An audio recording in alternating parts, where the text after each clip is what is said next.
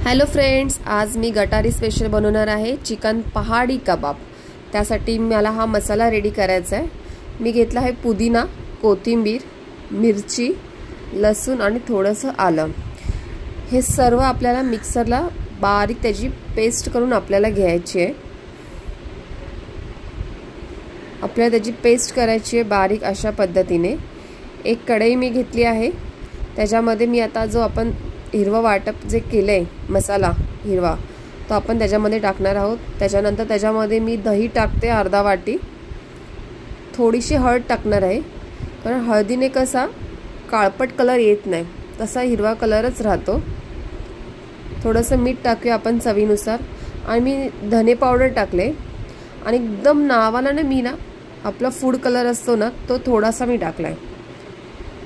आणि जे आपलं बोनलेस चिकन होतं ते सर्व मी त्याच्यामध्ये ॲड करते।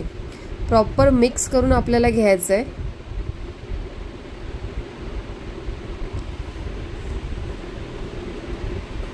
आणि आपल्याला अर्धा एक तास आपल्याला हे बाजूला ठेवायचं आहे। एक साईडला मी कोळसा गरम करायला ठेवला होता। आपल्याला याला स्मोकी फ्लेवर द्यायचा आहे कोळशाचा।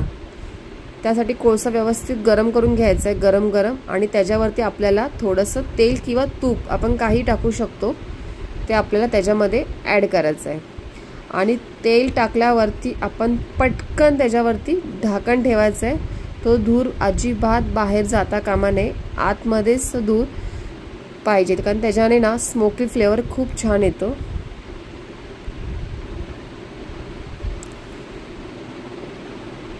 आता आपण एक अर्धा तासाने आपण ओपन करून बघणार आहोत। खूप छान सुगंध पण छान येतोय, आणि तुम्ही पाहू शकता कलर पण किती चेंज झाले त्याच्या अर्धा तासाने। ते प्रॉपर आता मॅरिनेट झाले। हे तेल आपण त्याच्यातच ॲड करूया।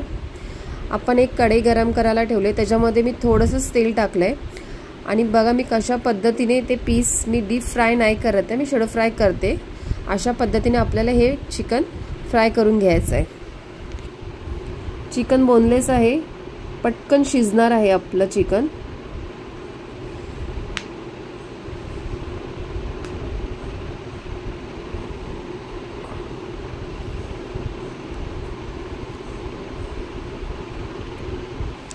अशा पद्धतीने आपल्याला सर्व पीस लावून घ्यायचे आहेत।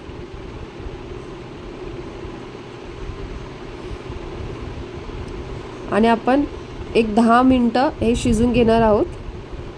पुन्हा आपण एकदा चेक करून घेऊया, कारण बोनलेस चिकन शिजायला टाइम अजिबात लागत नाही, पटकन शिजून होतं।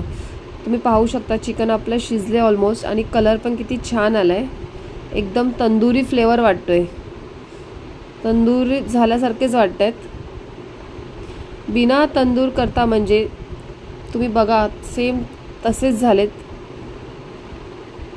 आणि खूप खायला खूप टेस्टी लागतात। तुम्हाला माझी रेसिपी कशी वाटली ती मला नक्की कमेंटमध्ये सांगा, आणि माझ्या चॅनलला प्लीज लाईक, शेअर आणि सबस्क्राईब करायला अजिबात विसरू नका। थँक्यू।